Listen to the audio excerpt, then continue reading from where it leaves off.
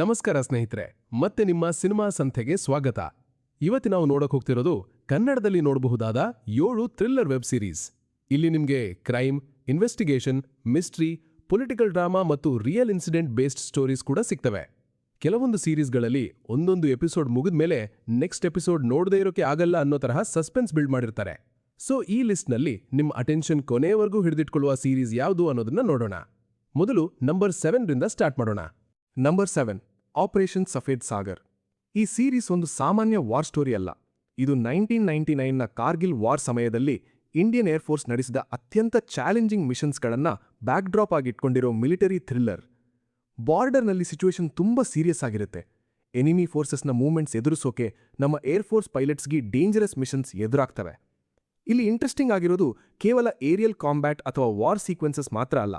ಒಬ್ಬ ಪೈಲಟ್ ಮಿಷನ್ಗೆ ಹೊರಡುವಾಗ ಅವನ ಮುಂದೆ ಕಂಟ್ರಿಯ ಸೇಫ್ಟಿ ಇರುತ್ತೆ, ಆದರೆ ಅದೇ ಸಮಯದಲ್ಲಿ ಅವನ ಪರ್ಸನಲ್ ಎಮೋಷನ್ಸ್, ಫಿಯರ್ ಮತ್ತು ಫ್ಯಾಮಿಲಿ ಬಗ್ಗೆ ಇರೋ ಥಾಟ್ಸ್ ಕೂಡ ಇರ್ತವೆ. ಅಂದ್ರೆ ಒಂದು ಕಡೆ ಡ್ಯೂಟಿ, ಇನ್ನೊಂದು ಕಡೆ ಲೈಫ್. ಇದರ ಜೊತೆಗೆ ಸ್ಕ್ವಾಡ್ರನ್ನಲ್ಲಿರೋ ಬಾಂಡಿಂಗ್, ಸ್ಟ್ರಾಟಜಿ ಮತ್ತು ಪ್ರೆಷರ್ ಅನ್ನು ಕತೆ ಎಕ್ಸ್ಪ್ಲೋರ್ ಮಾಡುತ್ತೆ. ನಿಮಗೆ ಮಿಲಿಟರಿ ವಾರ್ ಮತ್ತು ರಿಯಲ್ ಇನ್ಸಿಡೆಂಟ್ ಬೇಸ್ಡ್ ಸ್ಟೋರೀಸ್ ಇಷ್ಟ ಅಂದ್ರೆ ಈ ಸೀರೀಸ್ ಒಂದು ಟ್ರೈ ಕೊಡ್ಬೋದು. ಆಪರೇಷನ್ ಸಫೇದ್ ಸಾಗರ್ ನೆಟ್ಫ್ಲಿಕ್ಸ್ನಲ್ಲಿ ಅವೈಲೇಬಲ್ ಇದೆ. ಸೊ ನೆಕ್ಸ್ಟ್ ಸೀರೀಸ್ಗೆ ಹೋಗೋಣ. Number 6 criminal justice. ಒಂದು ನಾರ್ಮಲ್ ನೈಟ್, ಒಂದು ಅನ್ಎಕ್ಸ್ಪೆಕ್ಟೆಡ್ ಮೀಟಿಂಗ್, ಆಮೇಲೆ ಲೈಫ್ ಕಂಪ್ಲೀಟ್ ಆಗಿ ಚೇಂಜ್ ಆಗಿಬಿಟ್ರೆ ಹೇಗಿರುತ್ತೆ? ಇಲ್ಲಿನ ಪ್ರೊಟಾಗನಿಸ್ಟ್ ಆದಿತ್ಯ ಒಂದು ರಾತ್ರಿ ನಡೆದ ಘಟನೆ ನಂತರ ಒಂದು ಮರ್ಡರ್ ಕೇಸಲ್ಲಿ ಸಿಕ್ಕಾಕೊಬಿಡ್ತಾನೆ. ಪ್ರಾಬ್ಲಮ್ ಏನಂದ್ರೆ ಆ ನೈಟಲ್ಲಿ ಎಕ್ಸಾಕ್ಟ್ ಆಗಿ ಏನಾಯ್ತು ಅನ್ನೋದು ಅವನಿಗೆ ಕಂಪ್ಲೀಟ್ ಆಗಿ ಕ್ಲಿಯರ್ ಇರಲ್ಲ. ಆದರೆ ಸರ್ಕಮ್ಸ್ಟೆನ್ಸಸ್ ಮಾತ್ರ ಅವನನ್ನೇ ಮೇನ್ ಸಸ್ಪೆಕ್ಟ್ ಮಾಡಿಬಿಡ್ತವೆ. ಇಲ್ಲಿಂದ ಶುರುವಾಗುತ್ತೆ actual legal thriller. Police investigation ಒಂದೆಡೆ ನಡೀತಿರುತ್ತೆ, ಇನ್ನೊಂದೆಡೆ ಆದಿತ್ಯ ತನ್ನ ಇನ್ನೊಸೆನ್ಸ್ ಪ್ರೂವ್ ಮಾಡ್ಕೊಳ್ಳೋಕ್ಕೆ ಸ್ಟ್ರಗಲ್ ಮಾಡ್ತಿರ್ತಾನೆ. ಅವನ ಕೇಸನ್ನ ಲಾಯರ್ ಮಾಧವ್ ಮಿಶ್ರಾ ಹ್ಯಾಂಡಲ್ ಮಾಡಕ್ಕೆ ಬರ್ತಾರೆ. ಆಮೇಲೆ ಒಂದೊಂದು ಕ್ಲೂವನ್ನು ಫಾಲೋ ಮಾಡ್ತಾ ಹೋದಂತೆ ಕೇಸ್ ಬಗ್ಗೆ ಇದ್ದ ನಮ್ಮ ಅಸಂಪ್ಷನ್ಸ್ ಕೂಡ ಚೇಂಜ್ ಆಗ್ತಾ ಹೋಗ್ತವೆ. ಈ ಸೀರೀಸ್ನ ಇಂಟ್ರೆಸ್ಟಿಂಗ್ ಪಾಯಿಂಟ್ ಅಂದ್ರೆ ಇಲ್ಲಿ ಕೇವಲ ಹೂ ಕ್ರೈಮ್ ಮಾಡಿದ್ರು ಅನ್ನೋ ಕ್ವಶನ್ ಮಾತ್ರ ಇರಲ್ಲ. ಎವಿಡೆನ್ಸ್, ಜಸ್ಟಿಸ್, ಲಾ ಮತ್ತು ಟ್ರೂತ್ ಇವುಗಳ ನಡುವೆ ಒಬ್ಬ ಇನ್ನೊಸೆಂಟ್ ಪರ್ಸನ್ ಹೇಗೆ ಸಿಲುಕೋಬಹುದು ಅನ್ನೋದನ್ನ ಕೂಡ ಶೋ ಮಾಡುತ್ತೆ. ನಿಮಗೆ ಕೋರ್ಟ್ ರೂಮ್ ಡ್ರಾಮಾ ಜೊತೆಗೆ ಮಿಸ್ಟ್ರಿ ಮತ್ತು ಇನ್ವೆಸ್ಟಿಗೇಷನ್ ಇಷ್ಟ ಅಂದ್ರೆ ಕ್ರಿಮಿನಲ್ ಜಸ್ಟಿಸ್ ಡೆಫಿನೆಟ್ಲಿ ಟ್ರೈ ಮಾಡಬಹುದು. ಇದು ಜಿಯೋ ಹಾಟ್ಸ್ಟಾರ್ನಲ್ಲಿ ಅವೈಲೇಬಲ್ ಇದೆ. ನಂಬರ್ 5 ತಡಯಂ. ಈ ಸೀರೀಸ್ನ ಸೆಟಪ್ ನೋಡಿದ್ರೆ ಮೊದಲಿಗೆ ಒಂದು ನಾರ್ಮಲ್ ಮರ್ಡರ್ ಇನ್ವೆಸ್ಟಿಗೇಷನ್ ತರಹ ಅನಿಸ್ಬಹುದು.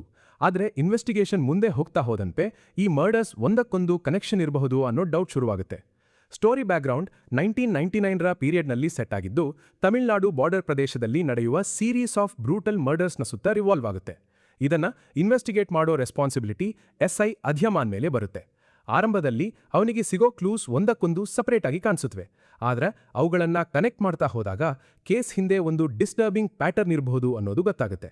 ಇಲ್ಲಿಂದ ಇನ್ವೆಸ್ಟಿಗೇಷನ್ ಇನ್ನಷ್ಟು ಕಾಂಪ್ಲಿಕೇಟೆಡ್ ಆಗುತ್ತೆ, ಯಾಕಂದ್ರೆ ಕಿಲ್ಲರ್ನ ನೆಕ್ಸ್ಟ್ ಮೂವ್ ಏನು ಅನ್ನೋದು ಯಾರಿಗೂ ಗೊತ್ತಿರಲ್ಲ. ಸೀರೀಸ್ನಲ್ಲಿ ಪೊಲೀಸ್ ಇನ್ವೆಸ್ಟಿಗೇಷನ್ ಜೊತೆಗೆ ಮಿಸ್ಟ್ರಿ, ಟೆನ್ಷನ್ ಮತ್ತು ಸೈಕಲಾಜಿಕಲ್ ಪ್ರೆಷರ್ ಕೂಡ ಸ್ಲೋ ಆಗಿ ಬಿಲ್ಡ್ ಆಗುತ್ತೆ. ನಿಮಗೆ ಕ್ರೈಮ್ ಇನ್ವೆಸ್ಟಿಗೇಷನ್, ಮಿಸ್ಟ್ರಿ ಮತ್ತು ಡಾರ್ಕ್ ಥ್ರಿಲ್ಲರ್ ಟೈಪ್ ಕಂಟೆಂಟ್ ಇಷ್ಟ ಅಂದ್ರೆ ತಡಯಂ ಟ್ರೈ ಮಾಡಬಹುದು. ಇದು ZEE5ನಲ್ಲಿ ಅವೈಲೇಬಲ್ ಇದೆ. ಒಟ್ನಲ್ಲಿ ಇನ್ವೆಸ್ಟಿಗೇಷನ್ ಲವರ್ಸ್ಗೆ ಇಂಟ್ರೆಸ್ಟಿಂಗ್ ಪಿಕ್. ನಂಬರ್ 4 ಹಾಸ್ಟೇಜಸ್. ಒಬ್ಬ ಡಾಕ್ಟರ್ಗೆ ತನ್ನ ಫ್ಯಾಮಿಲಿಗಿಂತ ಇಂಪಾರ್ಟೆಂಟ್ ಇನ್ನೇನಿರುತ್ತೆ. ಆದರೆ ಒಂದು ರಾತ್ರಿ ಡಾಕ್ಟರ್ ಮೀರಾ ಆನಂದ್ ಅವರ ಎಂಟೈರ್ ಫ್ಯಾಮಿಲಿ ಹಾಸ್ಟೇಜ್ ಆಗ್ಬಿಟ್ರೆ ಇಲ್ಲಿಂದ ಶುರುವಾಗುತ್ತೆ ಈ ಥ್ರಿಲ್ಲರ್ನ ಆಕ್ಚುಯಲ್ ಗೇಮ್.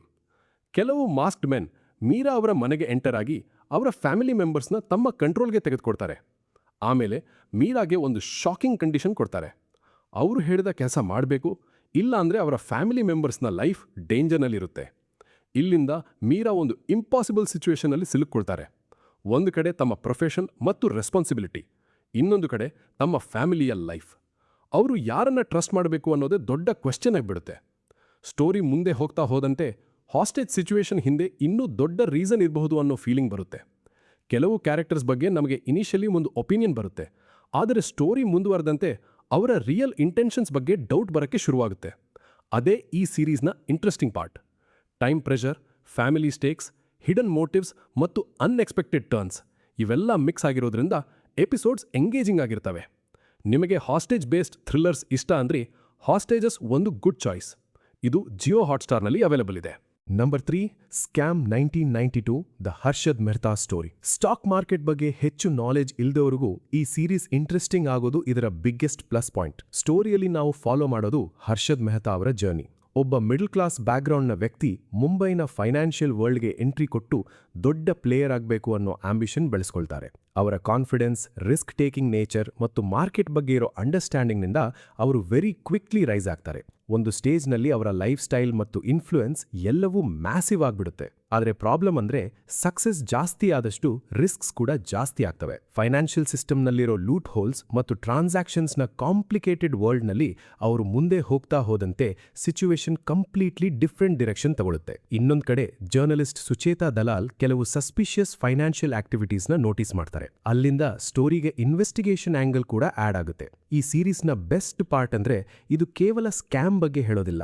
ಮನಿ, ಆಂಬಿಷನ್, ಗ್ರೀಡ್, ಪವರ್ ಮತ್ತು ಸಕ್ಸಸ್ ಹಿಂದೆ ಓಡೋ ಮೆಂಟಾಲಿಟಿ ಇವೆಲ್ಲವನ್ನೂ ಎಕ್ಸ್ಪ್ಲೋರ್ ಮಾಡುತ್ತೆ.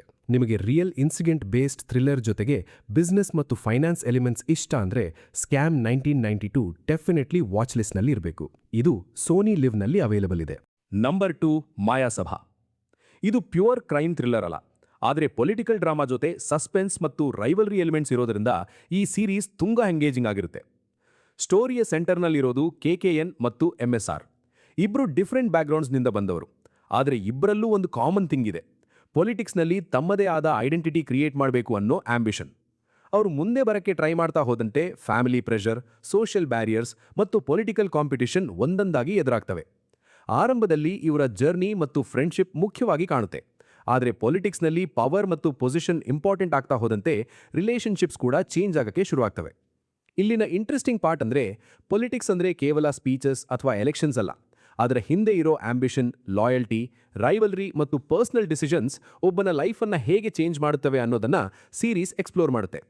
ಕೆಲವು ಮೂಮೆಂಟ್ಸ್ನಲ್ಲಿ ಕ್ಯಾರೆಕ್ಟರ್ಸ್ ತಗೊಳ್ಳೋ ಡಿಸಿಷನ್ಸ್ ಮುಂದೇನಾಗಬಹುದು ಅನ್ನೋ ಕ್ಯೂರಿಯಾಸಿಟಿ ಕ್ರಿಯೇಟ್ ಮಾಡುತ್ತವೆ. ನಿಮಗೆ political drama, power game, friendship ಮತ್ತು ರೈವಲ್ರಿ ಟೈಪ್ ಸ್ಟೋರೀಸ್ ಇಷ್ಟ ಅಂದ್ರೆ ಮಾಯಾಸಭಾ ಒಂದು ಇಂಟ್ರೆಸ್ಟಿಂಗ್ ವಾಚ್. ಇದು ಸೋನಿ ಲಿವ್ನಲ್ಲಿ ಅವೈಲಬಲ್ ಇದೆ. ಈ ಲಿಸ್ಟ್ನಲ್ಲಿ ನಂಬರ್ 1 ಇನ್ನೂ ಇಂಟ್ರೆಸ್ಟಿಂಗ್ ಮಿಸ್ಟ್ರಿ ಸ್ಟೋರಿ. ನಂಬರ್ 1 ವದಂತಿ ದ ಫೇಬಲ್ ಆಫ್ ವೆಲೋನಿ. ಒಬ್ಬ ಯಂಗ್ ವುಮನ್ ಮಿಸ್ಟೀರಿಯಸ್ ಆಗಿ ಕೊಲೆ ಆಗ್ತಾಳೆ. ಆದರೆ ಆಕ್ಚುಯಲ್ ಮಿಸ್ಟ್ರಿ ಅಂದ್ರೆ ಅವಳಿಗೆ ಏನಾಯ್ತು ಅನ್ನೋದಕ್ಕಿಂತ ಅವಳ ಬಗ್ಗೆ ಜನರು ಹೇಳ್ತಿರೋದು ಎಷ್ಟು ಸತ್ಯ. ಇಲ್ಲಿಂದ ಶುರುವಾಗುತ್ತೆ ಈ ಗ್ರಿಪ್ಪಿಂಗ್ ಇನ್ವೆಸ್ಟಿಗೇಷನ್ ಥ್ರಿಲ್ಲರ್. ವೆಲೋನಿ ಅನ್ನೋ ಯಂಗ್ ವುಮನ್ನ ಡೆತ್ ನಂತರ ಮೀಡಿಯಾ, ಪಬ್ಲಿಕ್ ಮತ್ತು ಡಿಫ್ರೆಂಟ್ ಪೀಪಲ್ ತಮ್ಮದೇ ಆದ version of the story create ಮಾಡಕ್ಕೆ ಶುರು ಮಾಡ್ತಾರೆ. ಆದರೆ ಸಬ್ ಇನ್ಸ್ಪೆಕ್ಟರ್ ವಿವೇಕ್ಗೆ ಒಂದು ಕೆಲಸ ಮಾತ್ರ ಮುಖ್ಯ: ರೂಮರ್ಸ್ ಹಿಂದೆ ಓಡದೆ ಆಕ್ಚುಯಲ್ ಟ್ರೂತ್ ಕಂಡುಹಿಡಿಯೋದು. ಇನ್ವೆಸ್ಟಿಗೇಷನ್ ಕಂಟಿನ್ಯೂ ಆದಂತೆ ಹಲವು ಕ್ಲೂಸ್ ಸಿಗ್ತವೆ. ಕೆಲವು ಪೀಪಲ್ ಸಸ್ಪಿಷಿಯಸ್ ಆಗಿ ಕಾಣಿಸ್ತಾರೆ. ಒಂದೊಂದು ಸ್ಟೇಟ್ಮೆಂಟ್ ಕೂಡ ಕೇಸ್ನ ಡೈರೆಕ್ಷನ್ನ ಚೇಂಜ್ ಮಾಡೋ ಹಾಗೆ ಇರುತ್ತೆ. ಇನ್ನೊಂದು ಕಡೆ ಮೀಡಿಯಾ ಸೆನ್ಸೇಷನಲ್ ಸ್ಟೋರಿ ಕ್ರಿಯೇಟ್ ಮಾಡ್ತಾ ಹೋಗುತ್ತೆ. ಹೀಗಾಗಿ ವಿವೇಕ್ಗೆ ಕ್ರೈಮ್ ಸಾಲ್ವ್ ಮಾಡೋದು ಮಾತ್ರ ಚಾಲೆಂಜ್ ಅಲ್ಲ, ಫ್ಯಾಕ್ಟ್ ಯಾವುದು, ರೂಮರ್ ಯಾವುದು ಅನ್ನೋದನ್ನ ಸೆಪರೇಟ್ ಮಾಡೋದೇ ದೊಡ್ಡ ಚಾಲೆಂಜ್ ಆಗುತ್ತೆ. ಈ ಸೀರೀಸ್ನ ಬಿಗ್ಗೆಸ್ಟ್ ಸ್ಟ್ರೆಂತ್ ಅಂದ್ರೆ ಇದು ಆಡಿಯನ್ಸ್ಗೂ ಇನ್ವೆಸ್ಟಿಗೇಷನಲ್ಲಿ ಇನ್ವಾಲ್ವ್ ಆಗೋ ಫೀಲಿಂಗ್ ಕೊಡುತ್ತೆ. ನೀವು ಒಂದು ಕನ್ಕ್ಲೂಷನ್ಗೆ ಬಂದ ತಕ್ಷಣ ಮತ್ತೊಂದು ಆಂಗಲ್ ಮುಂದೆ ಬರುತ್ತೆ. ನಿಮಗೆ ಕ್ರೈಮ್ ಇನ್ವೆಸ್ಟಿಗೇಷನ್, ಮಿಸ್ಟ್ರಿ ಮತ್ತು ಸ್ಲೋ ಬರ್ನ್ ಥ್ರಿಲ್ಲರ್ ಇಷ್ಟ ಅಂದರೆ ಇದನ್ನು ಡೆಫಿನೆಟ್ಲಿ ಟ್ರೈ ಮಾಡ್ಬೋದು.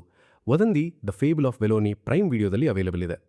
ಇದು ನಮ್ಮ ಲಿಸ್ಟ್ನ ನಂಬರ್ 1 ಪಿಕ್. ಸೊ ಸ್ನೇಹಿತರೆ, ಇವತ್ತಿನ ಲಿಸ್ಟ್ನಲ್ಲಿ ನಿಮಗೆ ಯಾವ ಸೀರೀಸ್ ಹೆಚ್ಚು ಇಂಟ್ರೆಸ್ಟಿಂಗ್ ಅನ್ನಿಸ್ತು? ಈ 7ರಲ್ಲಿ ನೀವು ಈಗಾಗಲೇ ಯಾವ ಸೀರೀಸ್ ನೋಡಿದಿರೋ ಕಮೆಂಟ್ನಲ್ಲಿ ತಿಳಿಸಿ. ಇಂತಹ ಕನ್ನಡದಲ್ಲಿ ನೋಡಬಹುದಾದ ಥ್ರಿಲ್ಲರ್, ಕ್ರೈಮ್, ಮಿಸ್ಟ್ರಿ ಮತ್ತು OTT ರೆಕಮೆಂಡೇಷನ್ಸ್ ಬೇಕಾದರೆ ಸಿನಿಮಾ ಸಂತೆ ಚಾನಲ್ನ ಸಬ್ಸ್ಕ್ರೈಬ್ ಮಾಡಿ. ವಿಡಿಯೋ ಇಷ್ಟ ಆದರೆ ಲೈಕ್ ಮಾಡಿ, ನಿಮ್ಮ ಫ್ರೆಂಡ್ಸ್ ಜೊತೆ ಶೇರ್ ಮಾಡಿ. ಮತ್ತೊಂದು ಇಂಟ್ರೆಸ್ಟಿಂಗ್ ಮೂವಿ ಲಿಸ್ಟ್ ಜೊತೆ ಮತ್ತೆ ಸಿಗೋಣ. ಅಲ್ಲಿವರೆಗೂ ಸಿನಿಮಾ ಸಂತೆ ಜೊತೆ ಇರಿ. ಸಿನಿಮಾ ನೋಡಿ ಎಂಜಾಯ್ ಮಾಡಿ.